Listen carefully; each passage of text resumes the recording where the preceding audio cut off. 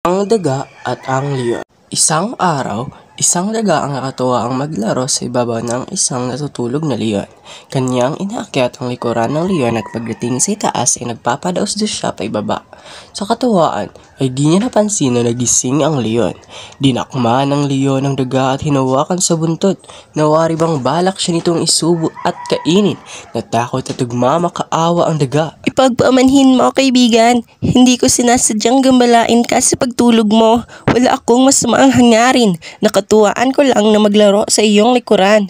Huwag mo akong kainin. Nabakas ng leon sa mukha ng daga ang tunay na pagmamakaawa. Sige, pakakawalan kita. Pero sa susunod ay wag mo nang gambalain ang pagtulog ko, sabi ng leon. Maraming salamat, kaibigan. Balang araw ay makakaganti rin ako sa kabutihan mo. Ha? Ikaw? Makakatulong sa akin?